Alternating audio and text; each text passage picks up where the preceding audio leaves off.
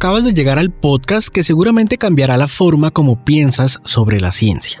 En esta experiencia sonora te llevaremos por un viaje inspirador detrás de escena de las mentes más brillantes y creativas que desde Santander crean conocimiento. Te invitamos a que viajes con nosotros por el infinito cosmos de la innovación y la investigación en el que también puedes participar. Descubramos juntos la historia de Luis Alberto Núñez, licenciado en Física y doctor en Ciencias, quien también es coautor de casi 250 artículos en revistas internacionales en áreas de astrofísica relativista, astropartículas y ciencias de la información. Inspírate y anímate a explorar el mundo de la ciencia. A ti que nos estás escuchando, bienvenido. Vanguardia Podcast.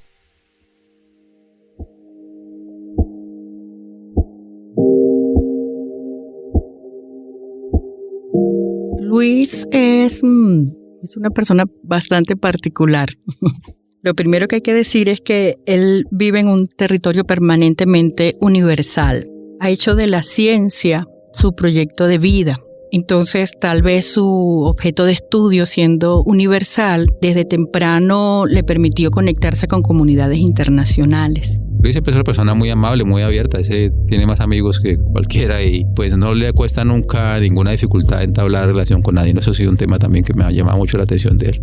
Lo conozco desde hace ya varias décadas, también en la Universidad de los Andes, en Mérida, Venezuela. Él era director de un laboratorio de computación, era el que coordinaba todas las actividades científicas y de soporte tecnológico en ese laboratorio. Y a mí me parece que es una persona que tiene mucha visión.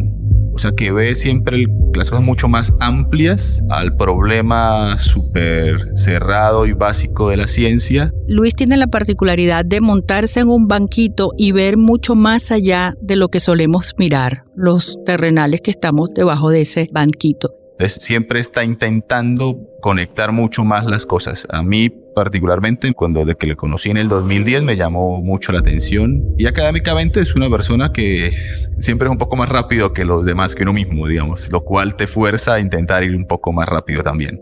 Siempre ha tenido como esa capacidad de unir a la gente por su manera de ser, caribeña. Luis nace en Valencia, Venezuela, y luego se forma en Caracas. E inmediatamente, después de su formación, él se va a Mérida. Luego, una parte de desarrollo profesional y de gestión científica desde la Universidad de los Andes en Mérida, y una tercera fase ya de madurez y ahora como migrante desde Bucaramanga. Es físico, inicialmente con intereses en relatividad general, astrofísica relativista, y ahora está trabajando en el área de astropartículas.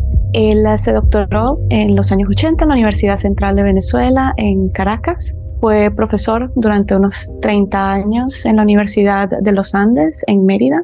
Y desde hace 12 años es profesor de la Universidad Industrial de Santander en Bucaramanga, Colombia. Ha trabajado en muchísimos experimentos y más recientemente en el Observatorio Gigante Latinoamericano, LAGO por sus siglas en inglés, y el Observatorio Pierre Auger en Argentina. Cuando estuve haciendo mi pregrado, él fue mi director de tesis y pues desde mucho antes fue mi profesor. Desde ahí empezamos una relación académica pues que ha durado todo este tiempo.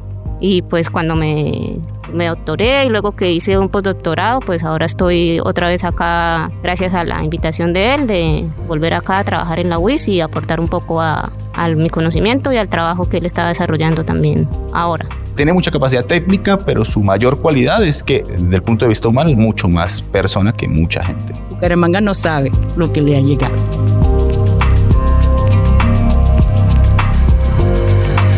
Vanguardia Podcast. Quienes cuentan esta historia junto con Luis son algunas de sus personas más cercanas. Isabel Briceño, José David Sanabria, Gilberto Díaz, Cristian Sarmiento, Carlos Barrios, Reina Camacho, José Ocariz y Laura Becerra. Pero, ¿cómo llega Luis a Colombia?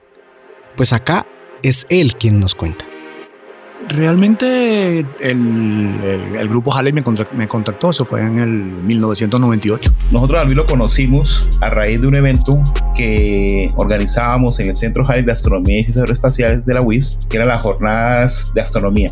Y me invitó a un evento que ellos tenían cada 2 años, creo, que era de astrofísica computacional. Y nosotros esperábamos invitar en el momento a una científica venezolana que se llama Nuria Calvet, pues muy reconocida en el ámbito de la astronomía a nivel internacional, pero Nuria en ese momento ya no podía, entonces ella nos dijo, bueno, yo conozco a alguien muy bueno, que es el profesor Luis Alberto Núñez de Villavicencio, y que se encuentra pues precisamente ahí en Mérida, Venezuela, en la Universidad de los Andes de Mérida. Y ahí es donde empieza la relación con la Universidad Industrial de Santander. Yo en ese momento dirigía un centro de supercomputación en Venezuela, un centro nacional de supercomputación, así que me quedaba muy fácil la conversa y la charla. Fue la primera vez que vine acá a Bucaramanga. Pues nosotros éramos de los astrónomos aficionados. Y claro, pues para nosotros era bien interesante el poder tener gente pues, de las calidades tanto académicas como el interés de trabajar con estudiantes, que era como una de las cosas que nosotros buscábamos cuando invitamos a alguien. Y así fue que invitamos a Luis Núñez en esas jornadas de astronomía en 1998. Además, también tenía, digamos, evidencia de que un estudiante de un profesor que yo conocí en Brasil estaba acá. Entonces mi tutor de doctorado y este profesor que creo que era chileno y trabajaba desde hace muchos años en Brasil, fue el director de doctorado de Guillermo González. Así que había la excusa, me estaban invitando un grupo de aficionados para que yo les hablara y yo quería conocer a Guillermo González, que trabajaba en mi área, que como trabaja en mi área y con quien teníamos algunos nexos, de que mi tutor conocía a su tutor, entonces era una forma de relacionar. Ya él tenía 30 años dedicado a la Universidad de los Andes, le había generado, digamos, un territorio muy, muy cómodo porque dirigía más de 100 personas, había ayudado a impulsar la red académica y la red de internet en Venezuela, hizo de la Universidad de los Andes un eje referencial en el país, es decir, que tenía una serie de comodidades institucionales y de mecanismos de apoyo alrededor de los cuales él empezaba a movilizar grandes proyectos en el país. Vine, di mi charla, conocí a Guillermo y a partir de ahí empezamos a interactuar los dos grupos de investigación, el mío allá en Venezuela y acá. Para nosotros pues fue bastante grato, no solamente digamos su charla que tiene que ver con el uso de la computación para apoyar las simulaciones, sino también ese interés que él tiene de generar redes, de trabajar con estudiantes. A partir de ahí comenzaron a suceder cosas bien interesantes, como una relación a largo plazo. A partir de ahí compartimos estudiantes, otras personas del grupo de investigación comenzamos a interactuar, en este caso con José David Sanabria, y José David estuvo en Venezuela un par de meses. Yo trabajaba en Pamplona, en la Universidad de Pamplona en el año 2002 y fui invitado por el grupo de relatividad y gravitación de la UIS para ser jurado de un trabajo de investigación de maestría. El otro jurado era precisamente Luis. Él venía de Venezuela, en ese momento yo nunca lo había visto. Yo empezaba a venir un par de veces al año para ser jurado de proyectos de investigación, jurado de tesis de maestría y de doctorado. Así que comenzó mi relación esa. Entonces comenzamos a tener estudiantes allá y acá. En esa época, nuestro grupo de investigación, al que yo me vinculé, que fue el que me invitó inicialmente a ser jurado, teníamos una actividad, digamos, pues frenética, por decirlo de alguna forma. Éramos pocos profesores y muchos estudiantes, la verdad. Entonces, constantemente había estudiantes que defendían su trabajo de grado, su trabajo de investigación, sus tesis doctorales, y nosotros acudíamos también constantemente a gente de Venezuela, de la Universidad de los Andes en Mérida, Venezuela, que era donde Luis trabajaba. A veces venía Luis, a veces venían otros compañeros de él, pues fuimos conociendo y como generando una relación más cercana. Eso, digamos, el año 2003. Y a partir de ahí empezamos a interactuar los dos grupos de investigación, el mío allá en Venezuela y acá. Entonces, del 98 no se esperaba ningún desastre en Venezuela, así que era una colaboración entre las dos universidades importantes, capaces, que hacían investigación, que estaban más cerca, que era la Universidad de los Andes en Mérida, donde yo estaba, y la Universidad Industrial de Santander acá. Entonces creamos una serie de eventos que era una reunión binacional de relatividad y gravitación, y empezamos a compartir estudiantes. Nosotros también organizábamos allá una escuela para formar estudiantes, y la gente de Colombia, digamos, gran parte de la astronomía que ahora están creciendo en Colombia tuvo sus inicios en Venezuela en esos eventos que nosotros organizábamos. Entonces, así como nosotros le invitamos a él en ese año, 1998, a hacer ese, digamos, como parte de los conferencistas de esa jornada de astronomía, él nos invitó posteriormente a Mérida, a una escuela de astrofísica y astronomía que se conoce como la Hechicera, pues que lamentablemente, pues por todo este lío que hay en Venezuela, se hizo por última vez hace como 10 años, realmente. Ellos lo hacían anteriormente anual o bianual. Y claro, pues ahí comenzaron a surgir cosas, ¿no? Entonces, no solamente Luis comenzó a interactuar con los estudiantes. Luis en la Universidad de los Andes identificaba estudiantes motivados y con disposición para la ciencia fundamental, y yo de mi lado en Francia identificaba colegas que pudieran proponerles temas de trabajo. Y la otra es que pues también comenzó a relacionarse muy cercanamente con la UIS, bastante cercano, al punto en que fue varias veces invitado ya no solo a eventos, sino a dar cursos formales. Y siempre él colaborando con estudiantes. Y cuando salió la oportunidad, que fue un cargo para astronomía y astrofísica, pues sencillamente David Sanabria se encargó de no dejarme un solo día de tranquilidad hasta que yo decidiera venir a participar en ese concurso. Efectivamente gané el concurso y me dieron 2 años para vincularme. Esos 2 años fue la toma de la decisión de ver cuál era mi futuro académico en Venezuela, cuál podría ser mi futuro acá. Después de esos 30 años de gestión, digamos, exitosa, en el que Luis fue un gran referente en Venezuela en el tema de desarrollo científico y tecnológico, admiro de él que viene a empezar de cero. Se desarraiga de todo un engranaje institucional que lo apoyaba y que sabía sus capacidades, y aquí venía a empezar con unos cursos docentes de cero, y a él no le importó eso. Y realmente cuando vine, obviamente tuve que renunciar a ser el director del Centro de Supercomputación. Yo también era el director de tecnologías de información de la universidad, entonces yo era el responsable de todos los desarrollos de informática, todos los desarrollos de computación científica de la Universidad de los Andes, y tomé la decisión de pensionarme en Venezuela y venir acá. Y inicialmente vine como cerrando una etapa y abriendo otra. Él me visita en Francia en el 2009 y trabaja en mi laboratorio durante unos 2 o 3 meses. Y el área de investigación de Luis y la mía no eran exactamente las mismas. Él era un astrofísico interesado más en temas de teoría de la gravitación, y yo era un físico trabajando en los proyectos del CERN. Ahí decido, por ejemplo, que además de las cosas que yo sé hacer por mi formación, que es astrofísica relativista, debo comenzar a hacer astropartículas y hacer física experimental y ver cómo se desarrollan instrumentos para poder medir cosas. En ese momento yo tenía mi formación doctoral en física teórica y mi formación, digamos, profesional en computación de alto rendimiento, todo lo que aprendí durante la dirección del centro. Y me faltaba un pedazo que era la parte de hacer instrumentos que vincularan esas otras 2 patas. Entonces, por eso cambié la vida cuando vine para acá y voy a hacer otras cosas.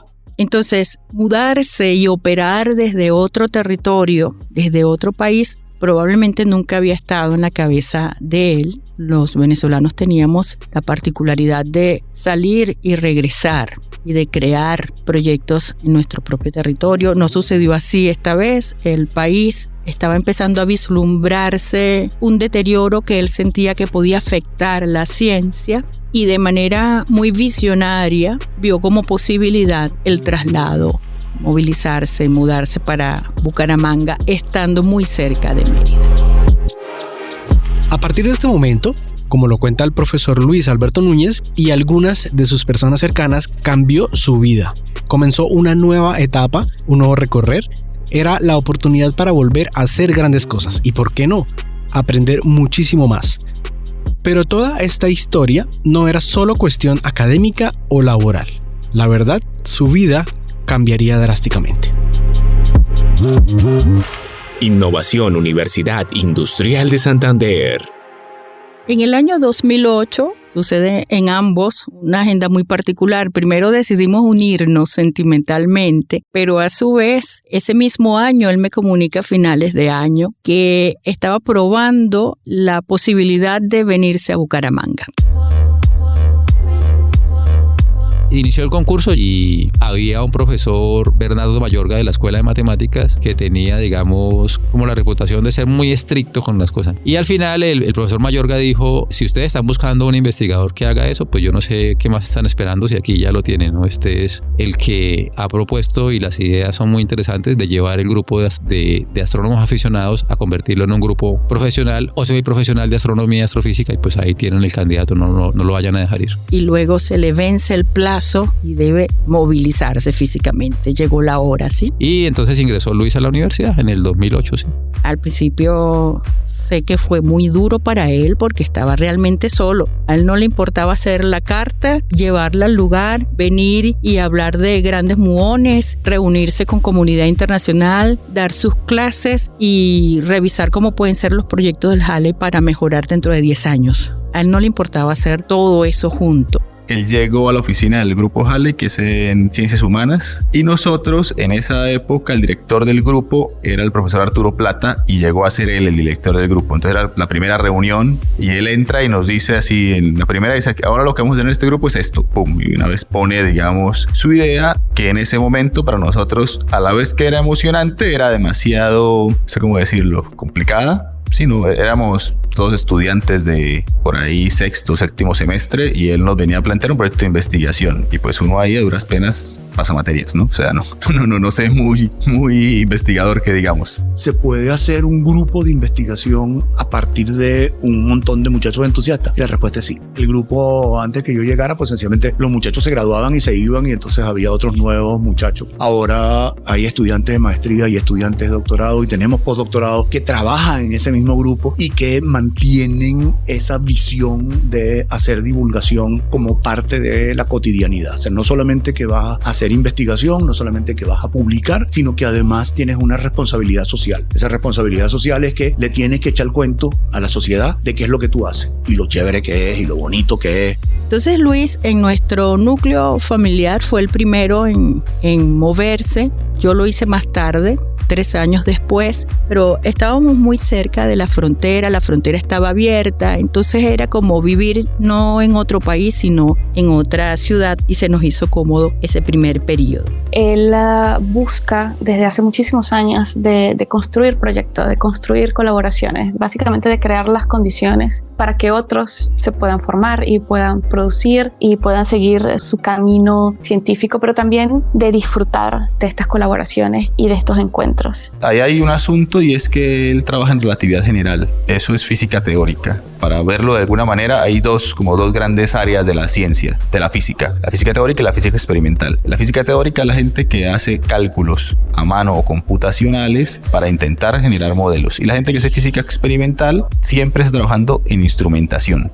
Entonces tiene que montar detectores, hacer detectores, innovar con los detectores y hacer medidas. Los teóricos no hacen medidas. Entonces pasar de un campo al otro, eso es bastante difícil, pero realmente él tenía 50 y tantos años. O sea, no es un momento así en el que te dé por cambiar de la zona de confort. Y él se arriesgó, en realidad se arriesgó bastante. Se arriesgó a aprender un montón de cosas con un montón de gente que yo insisto, todos éramos jóvenes, con ganas, pero nada más que eso. Yo lo que esperaba es que, sencillamente yo me cambié de acera. Antes estaba del lado de allá, ahora estoy del lado de acá. Y iba a seguir con estudiantes del lado de allá y con estudiantes del lado de acá. Y era muy fácil. De aquí, desde mi casa acá a mi casa en Mérida, hay 250 kilómetros. Claro, 250 kilómetros en los Andes. Esa es otra cosa. Entonces, yo me sentía como en mi casa del lado de acá, con unas dinámicas distintas y qué sé yo. Yo allá tenía muchas responsabilidades administrativas, aquí nada. Aquí tenía que trabajar en lo que era. Y eso, se hizo. En la medida en que fue construyendo comunidad también aquí en la universidad, pues se concentró en lo que mejor sabe hacer, que es empujar comunidad, formar nuevas generaciones, convencido de que la ciencia es un gran proyecto y desarrollar fortaleza científica acá en la región. Entonces lo que hizo en ese momento, estoy hablando del 2010, 2011, fue empezar a coger a los muchachos que estábamos ya finalizando la carrera y nos mandaba a lugares. Y entonces nos mandaban y ahí aprendíamos cosas y ahí sí volvíamos a terminar la tesis. Luis había comenzado a tener otro rol bien interesante, que era coordinar todas las comunidades académicas que se encontraban, digamos, enlazadas en un consorcio continental que se llama Red Clara, que es bien interesante porque va desde la gente que está en Argentina hasta con la gente del Caribe llegando a México, pero que a partir de esa red también América Latina se une con otros países y con otros, digamos, con otros continentes. Ya posteriormente comenzaron a interactuar otros profesores con él, principalmente pues fue el profesor Guillermo González, que acaba de regresar de su doctorado de Brasil, y en el cual pues había una afinidad temática precisamente en esto de gravitación y cosmología en ese momento. Él estando, digamos, en esas comunidades, se logró sacar varios proyectos que no solamente era a nivel latinoamericano, sino que era Latinoamérica con Europa y con Asia, en esto, digamos, del uso del cómputo para fines científicos. No solamente, digamos, pensando en aquello de astronomía y astrofísica, que era lo que nos unía en ese momento, sino en todas las ciencias. Ya lleva 15 años casi en eso y es como que si se repitiera la historia, solo que es una persona que ya tiene mucho más edad, madurez. Entonces yo creo que está recogiendo gran parte de su vida también de aprendizaje ahora como migrante. Antes de seguir con esta historia de Luis, hay que hablar de BitNet, una red de comunicaciones que conectaba computadoras académicas en Norteamérica y Europa. Red que nombra Luis y que le permitía enviar correos electrónicos, transferir archivos y participar en foros de discusión en línea. En su momento, las posibilidades que ofrecía eran impensables, pero por otro lado, el Internet que se había desarrollado en la década de los 60 como una red de comunicaciones financiada por el Departamento de Defensa de los Estados Unidos no había llegado en su totalidad a Latinoamérica. Y en esta parte de la historia es donde aparece nuevamente el profesor cargado con una maleta llena de innovación. Vanguardia Podcast. Yo voy a Italia y estoy de postdoc y trabajábamos un colega en Brasil, estaba yo en Italia y estaba otro colega en México. En ese momento sí había correo electrónico, una cosa que se llamaba BitNet. Yo le mandaba los cálculos a Brasil, el colega de Brasil se los mandaba al de México, el de México me lo volvía a mandar a mí. Y entre los tres nos conocíamos y estábamos en 3 sitios distintos, estábamos trabajando. Y trabajando 24 horas y haciendo unas cosas preciosas. Ojo, no hay internet. En el 90 no hay internet. 92 surge la web y en el 92 nosotros conectamos a Venezuela a internet. Entonces, si tú quieres hablar de innovación, estamos montados en innovación desde el 92. Yo soy una de las 3 firmas con que arrancó la Red Académica Nacional de Venezuela. Y me entusiasma crear las condiciones para que otros trabajen. Esa posibilidad de crear infraestructura, que en este caso es eso, internet para los docentes, internet para los investigadores. Eso es lo que montamos en el 92, 93, 94, 95. Y en el 95 empezamos a montar una infraestructura de cálculo sobre esa red. Y acá siempre he estado cerca de cómo generar esa infraestructura para que otros trabajen. Obviamente eso me beneficia a mí porque yo la uso, pero no me quedo con el solo uso de mi parte, sino que todo el mundo la pueda utilizar. Él siempre ha intentado es que se genere una comunidad académica. A nivel latinoamericano él lo hizo. Él siempre ha promovido mucho eso. Tal vez tiene una capacidad bastante interesante de unir a la gente de diferentes nacionalidades. Y segundo, pues también la credibilidad que él genera. O sea, él no solamente, digamos, alguien que une, sino que también pues tiene todo un prestigio académico detrás que permite, por supuesto, que haya una credibilidad para sacar las cosas adelante. Él siempre quiere innovar y de hecho lo impulsa a uno para innovar, o sea, que no siempre se quede haciendo las mismas cosas, sino que explore nuevos campos y que siempre esté al día con las cosas. Él es una persona que vive de la innovación, vive de innovar. Y conectar las universidades es mi primer paso de algo que no es mi trabajo, no es para lo que yo fui formado, sino me tengo que aprender mucho y muy rápido para poder dirigir eso. Yo dirigí un grupo de 70 ingenieros, de eso estamos hablando, y en 3 grupos de trabajo distintos y cómo los organizamos y no sé qué.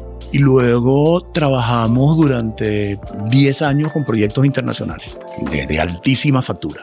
Entonces, ese es el antes y el después. Vivir la experiencia de trabajar por un montón de usos horarios y poder hacer ciencia de manera colaborativa.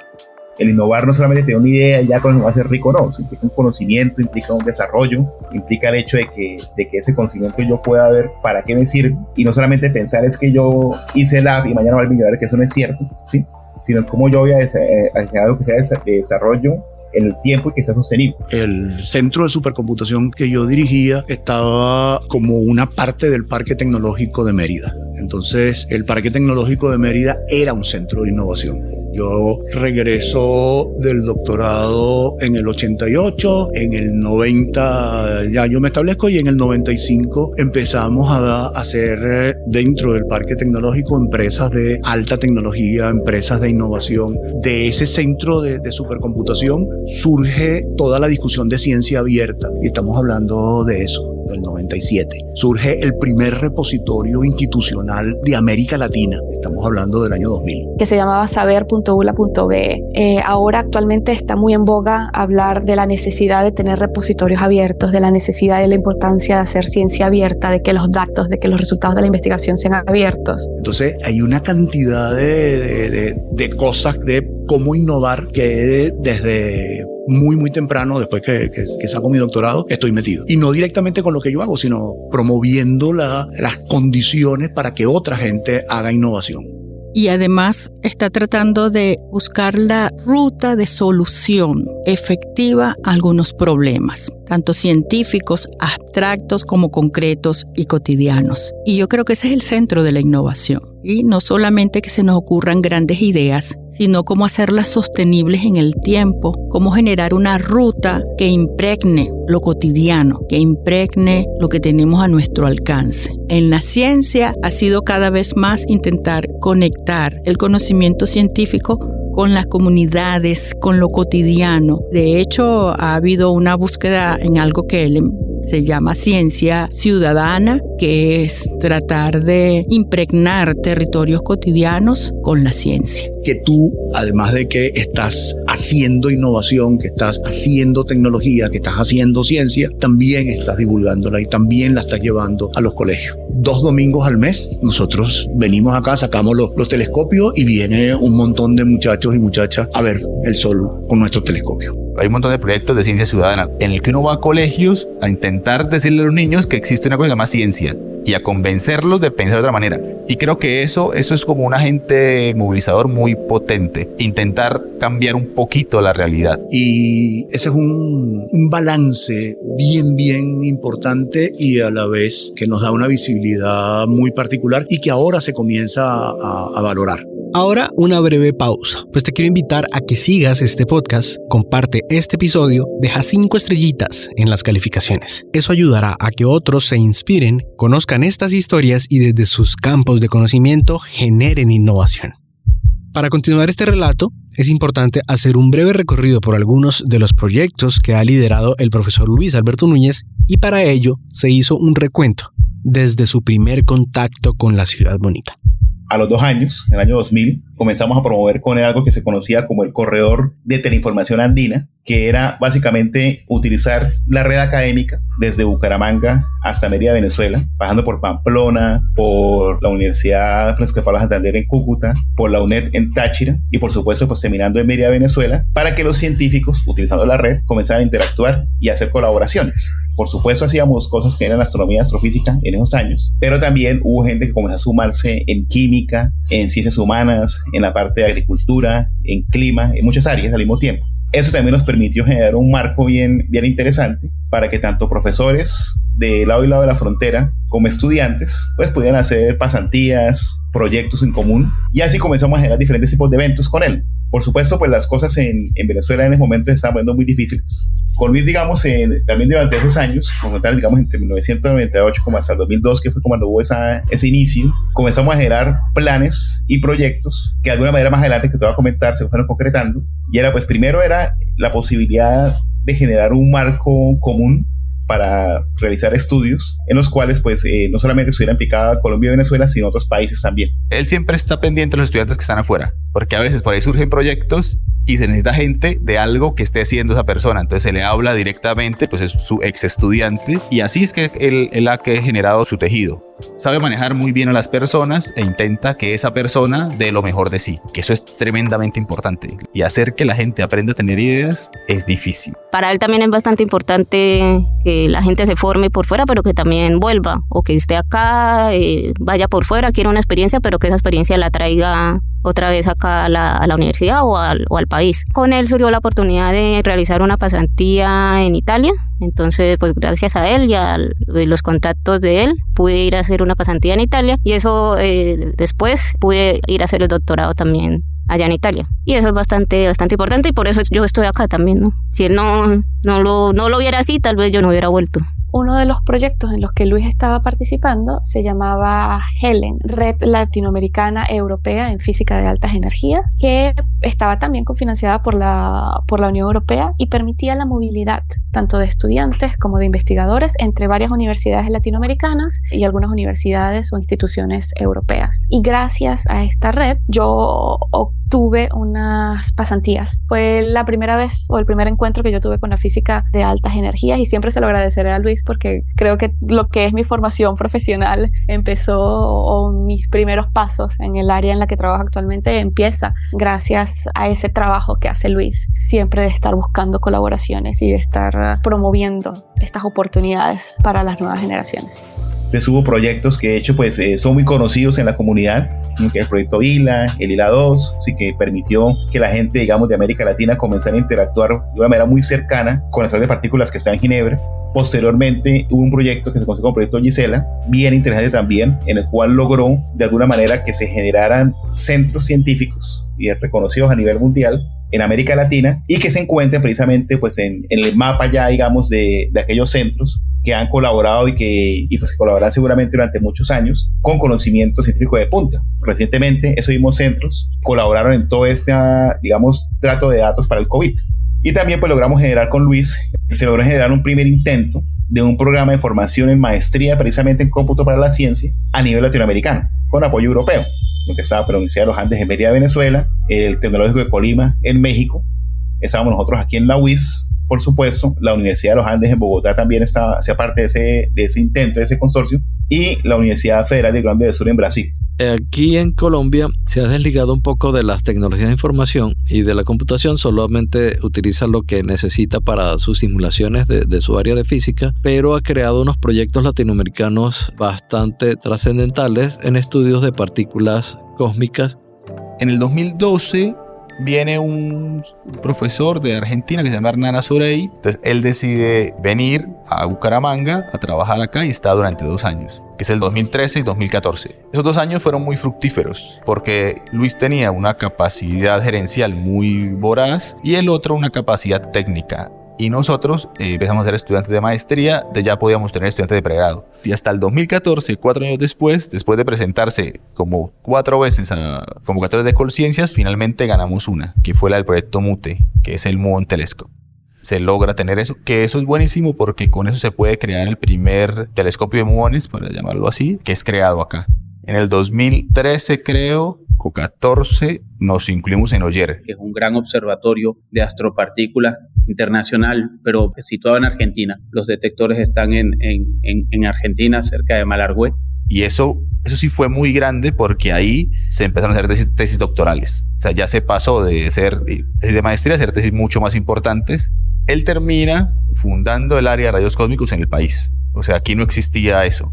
Antes de que él viniese acá, él trajo eso bajo el brazo, digamos. O sea, de hecho no hay ningún grupo en el país realmente que trabaje en el área. La UIS terminó convirtiéndose en el grupo más importante del área ya después de 10 años, ¿no? Pero él trajo la línea al país. O sea, ahí definitivamente nos convertimos en un grupo de rayos cósmicos. Dejamos de ser un grupo de gente amateur que intentaba hacer cosas y nos convertimos en un grupo de verdad. Y eso también cambió la perspectiva de él sobre las cosas, porque ahora tocaba hacer mucho más.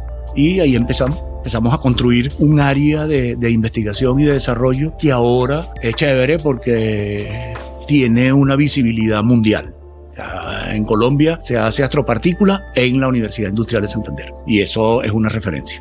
Él, a partir de su impulso y de su energía para movilizar la ciencia, en cualquier lugar del mundo tú lo puedes poner. Y seguramente que va a desarrollar proyectos y va a empujar comunidades con la misma convicción. Inspírate y anímate a explorar el mundo de la ciencia. Bueno, y después de todo esto, ¿quién es el científico Luis Núñez hoy? Luis es un convencido de que se puede ser referente desde la provincia. Y en este sentido hay una similitud entre lo que él hizo en Mérida, convencer a Caracas que desde Mérida se podían hacer proyectos pioneros, país y del mundo, es lo mismo que está haciendo acá. Convencer a Bogotá de que desde Bucaramanga se pueden ser referentes internacionales alrededor de la ciencia en su objeto de estudio, con una nueva generación muy bien formada y que empieza a formar parte de una comunidad internacional, es ayudar a Bucaramanga a decir, cree en lo que estás haciendo. Con mucha frecuencia tú le pides a la gente que hace ciencia pertinencia. Tú le pides que se deje de estar mirando y pensando en las partículas elementales, que resuelva el problema del hambre, que es lo que necesitamos. Pero resulta que los científicos no somos marcianos. Nosotros vamos a la plaza de mercado, nosotros vemos la inequidad y la desigualdad y de alguna manera siempre queremos ver qué vuelta le damos. Y en el caso de lo que yo vine a hacer acá, es una tremenda satisfacción porque yo vine aquí a hacer astropartículas. Pues surgió una idea, tuvimos una oportunidad de presentar un proyecto a MinCiencias en el año 2014. Recuerdo, yo estaba en Francia en ese momento en una estancia y escribí el proyecto allá. Nos fuimos con Luis y trabajamos un poco. Yo escribí el proyecto, aparecí como director, pero la idea fue, digamos, conjunta. Y con ese proyecto inicial generamos los estudios iniciales y el primer prototipo de un telescopio de muones. Y es el estudio del comportamiento de unas partículas que son parecidas al electrón, pero tienen más masa. Entonces eso hace que ellas puedan seguir y penetrar más profundo dentro de la Tierra, en las rocas y demás. Y entonces si uno apunta un telescopio de muones al espacio, de donde vienen los muones, ellos vienen de la atmósfera, uno puede hacer como una especie de radiografía de un volcán, radiografía de una presa, radiografía de un muro, de una pirámide, de un techo de un túnel, ¿no? Y ahora utilizamos las astropartículas para mirar los volcanes por dentro y poder decir si ese volcán, como es el volcán Cerro Machín en el medio del Tolima, va a ser un desastre como el deslave que acaba de ocurrir en el sur del país. O, todavía mejor, si esas partículas elementales pueden servir para mejorar los diseños de Hidroituango, porque se cayó uno de los túneles porque no se sabía qué es lo que tenía. Entonces, utilizar las partículas elementales para una cosa tan cotidiana como es la radiografía de los muones, la muografía, es algo que es precioso, porque estás utilizando ciencia básica, pura y dura, para hacer con impacto social. Se tiene que ser mucho más rápido porque ya como son problemas aplicados hay que resolver problemas y no es generar problemas. Eso es una manera en la que uno ve su capacidad de innovar, porque él llega a fundar un grupo de astrofísica que hoy es un laboratorio de aplicaciones de partículas y radiación para resolver problemas. Ahora, por ejemplo, ¿cómo detectas tú minas antipersonales con los rayos cósmicos? Eso es algo que hemos hecho. No nos salió tan bien como hubiéramos querido, pero vamos a seguir ahí. ¿Cómo ahora sabemos la humedad para hacer agricultura inteligente a partir de los rayos cósmicos? Efectivamente, eso es lo que estamos haciendo. Entonces, ahí lo que te queda es que tú no estás fuera del mundo. Tú estás en el mundo. Y tú quieres saber si lo que tú haces, por muy teórico que sea, por muy básico que sea, puede tener utilidad. Siempre le estás dando vuelta a eso. O sea, toda la gente que trabaja directa o indirectamente con él sabe que él tiene mucho momentum. Se sabe que tiene mucha más capacidad de movilizar. Y este año, 2022, hemos estado trabajándole muy fuertemente a un proyecto, el Sistema General de Regalías, un proyecto grande con 11 entidades que cubre 10 departamentos, etcétera, y estamos trabajando todavía en eso. Y este es un tema diferente, es en un tema de sensores de humedad para efectos de agricultura de precisión, riego más tecnificado, optimización del uso del agua, también con sensores de neutrones asociados con rayos cósmicos, y otro telescopio de muones más chiquitito, más portátil, que se pueda llevar y pueda transportar de mejor forma. Estamos trabajando también en eso. En ese proyecto lo vamos a acabar de desarrollar, y unos temas de imágenes satelitales con la Fuerza Aérea Colombiana y con otras entidades que permitan trabajar en los departamentos detectando minería ilegal, deforestación, uso del suelo, caudales de ríos, etcétera. Yo lo admiro muchísimo, o sea, la energía que tiene Luis, o sea, la energía, las ganas de moverse, su actitud también positiva ante las cosas y su comprensión de la manera de trabajar en diferentes culturas, que no es fácil cuando estás creando estas redes y sobre todo cuando son redes internacionales, que tienes gente que viene de diferentes partes del mundo acostumbrada a trabajar de diferentes maneras, y él logra entender estas diferencias y crear un ambiente en el que todos nos sentimos cómodos para trabajar juntos, lo cual es realmente una gran habilidad. Entonces Luis pues ya tiene casi 15 años acá en la ciudad. Puedes ver que ya tiene un recorrido, ya ha empezado a sembrar incluso generaciones de colombianos que quieren salir del país pero regresan, porque Luis les ha inyectado la convicción de que se puede hacer ciencia desde Bucaramanga, y eso es admirable. Vanguardia Podcast.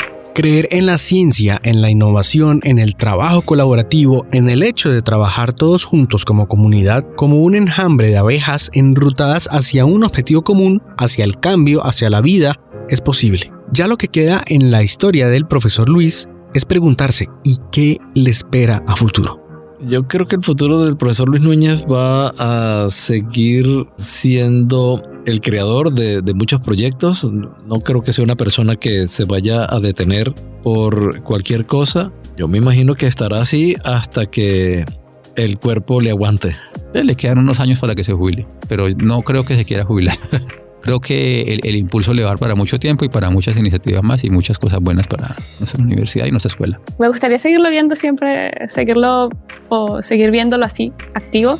De verdad me cuesta ver un mundo donde Luis no esté inventando cosas y donde no esté inventando proyectos y donde no esté rodeado de su gente, de su grupo de investigación. Espero que siga así por muchos años más, de verdad que sí.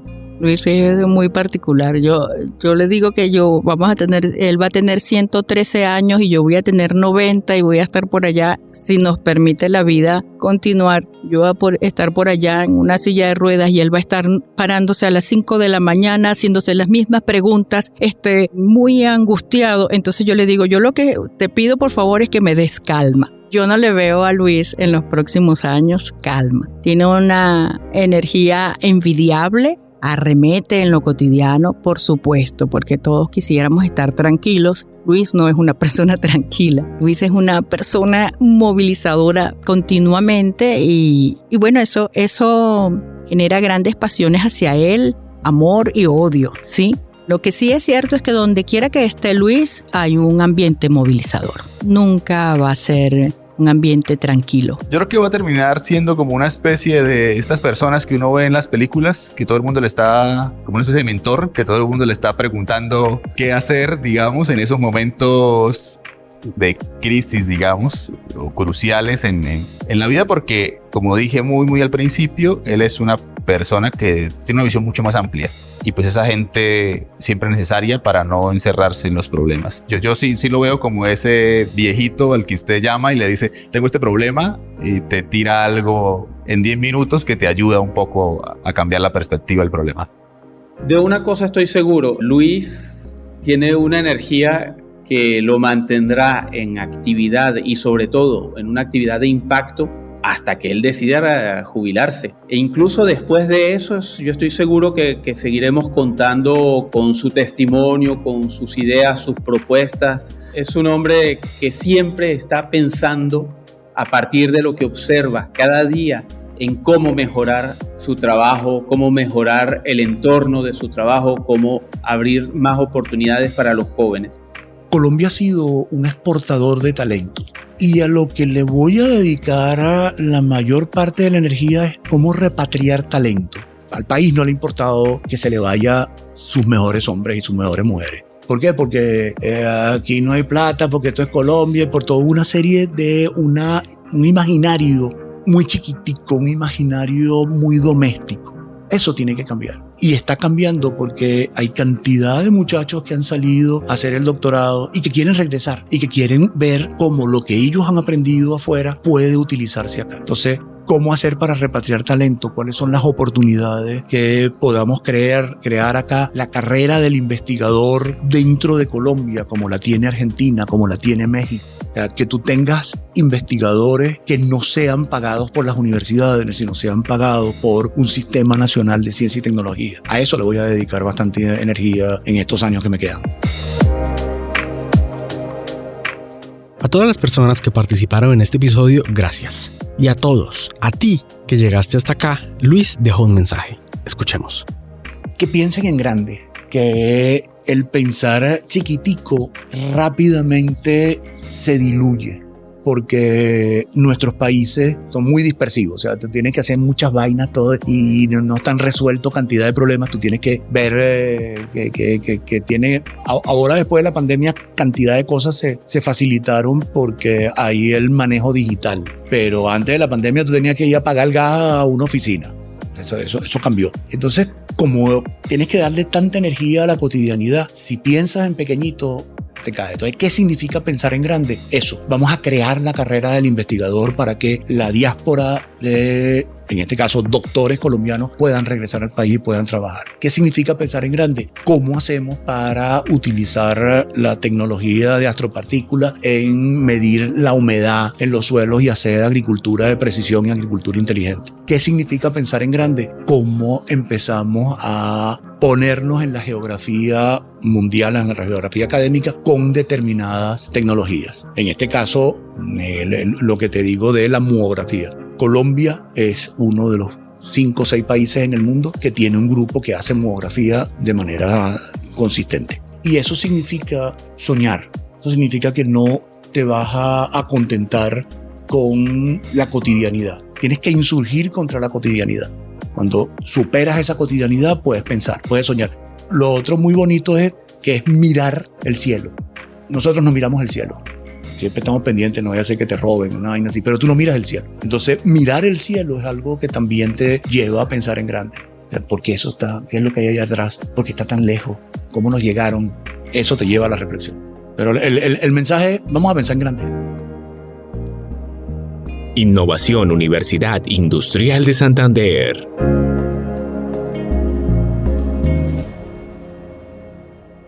Vanguardia Podcast. Este podcast es una serie documental sonora de Vanguardia, creada, escrita, dirigida y editada por Marwin Tavera, producida para la Universidad Industrial de Santander. Fotografía por Julio César Moreno. Diseño de imagen Juan Carlos Acosta. Música original creada con la inteligencia artificial my.soundful.com. Para descubrir más historias y podcasts, te invito a visitar vanguardia.com. Soy Nelson Tarazona, la voz de marca. Gracias por escuchar.